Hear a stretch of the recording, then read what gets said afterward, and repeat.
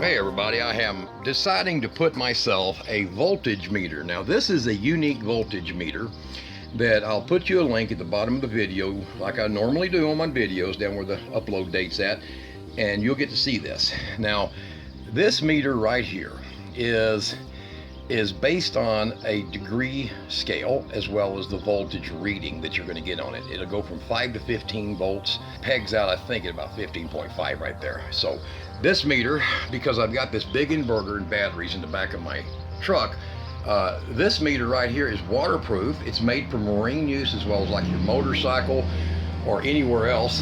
And right here where I used to have a switch, a toggle switch to control lights on the back of the trailer, I am having to work it out to get this to fit in here so that I can see my voltage of my battery bank in here. And if you look at the previous videos, also look at the upload date, I'll put the link to that video when this stuff got put in. And if you're wanting a bad ass inverter, this is the peak, okay? And for 220 bucks, you get this thing dropped off at your house. It comes with the cables, you know, with a badass remote control with it, 15-foot cable on it. I mean, this thing here has got a unique voltage. You can probably go back and look. I've been using one underneath my house for like 5 years now. It hasn't failed, not at all. And if you see inside, you'll notice it's not two 1500 watt boards that are stacked. You see? Look inside. It's not. It is one big ass-kicking 3000 watt inverter. It will only go in default at 11.5 volts. So it doesn't have a problem with low voltage. It'll completely shut off at 11.25 volts, which doesn't destroy your batteries. And a lot of these will run down to 10.5 volts, which just kills the life of your battery. So now at this time now we're getting this put in, and I'm going to show you the finished product as soon as I get finished working this out to get it mounted. And I'm going to put some sealer on it, and I'll have that mounted and wired into just these batteries that are isolated but charged from my truck but isolated. And you'll get a voltage reading of that, and right now they're low because I've been using this a lot, and I think they're around 11.5, 12 volts. I'm going to show you how when I fire the truck up, this meter will react. It will react to that, and it's bright enough you can pretty much see it real good in daylight, but I'll shield it so we can see real clear. All right, so let's get this out and get this meter put in. All right, now taking off on that, we've gone ahead and got the wiring ran, and I put a couple of straps on there to secure it, and I'll cover that to keep anything from hitting those wires. They're ran underneath, and they tap off of the power going to the inverter.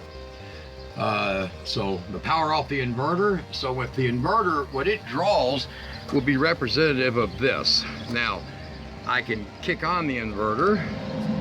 You can see that right there, 11.3, and it drops down 11.1. I've just switched it on, switch it back off. Now, I know that's got a little flicker in this camera, but we're going to fire up the truck, and that camera makes it look like it's flickering. I think it does it to me anyhow, but it's not. So that's typical LED resistors, the way they work. So let's fire up the truck here. And she ought to start charging pretty immediately.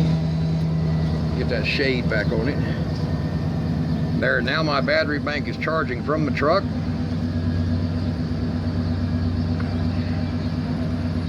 And you see the scale there. The red scale would be, you know, too low.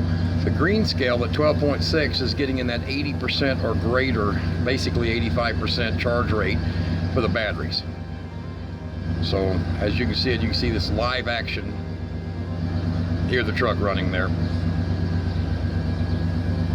And if you look at the other video that I dropped the link in the bottom of the video for, it shows you me installing all of this gear in the truck. And this is weatherproof and sunproof, you know, sun resistant. So that's just the action of the sun when I take my hand off of it. See that? And as you can tell here, the system's charging. And this is the system I have hooked up. I'll put a link to that just so you can see where I got that thing at. And this is the switch, 250, I believe it's a 250 amp, 300 or 250. Controls this. There's 4-gauge wire. It's charging pretty hard. There's no heat in the wiring. The alternator is only going to provide about 80 to 90 amps going through here. Anyhow, the wire is rated at about 140, so we're cool there. And out here on the side, here's the fuse, the wire coming in. It's in RV guard underbelly weatherproof conduit up in the frame, and comes out here, goes through this fuse, which is a 150 amp fuse, the peak of what the wire can handle, and goes up here, and it has a disconnect here also, so that I can disconnect it to take things loose if I wanted to from in here. And using 3 of these EverStart batteries, it runs this big peak inverter, so it does a hell of a job. I use it for electric chainsaw, weed eaters, everything out on my property. It's, man, that inverter, like I said, look at the link down there, it kicks ass. I don't know how to even go about telling you more about it. It does look like it's a pair of 15s, but look at the beginning of the video, you can see it's not. It's the real deal. It's a damn good fan in it. Temperature sensing, the fan will go slow, fast, whatever, depending on the temperature, the load. I've never hurt one of these peaks. So, hope you like it. I even got me 12-volt outlets for running stuff inside the bed while I'm in the back. And this thing is just a nice setup. So, pretty good with a voltage meter. That way I can keep an eye on my stuff. When I'm out there working, it gives me an idea what's going on so I don't overtax my system. And you can build all of this really cheap. This is not expensive to do. I think I've done it for under $650 to do all of this. Pretty nice setup. All right guys, check out the video links. Thanks.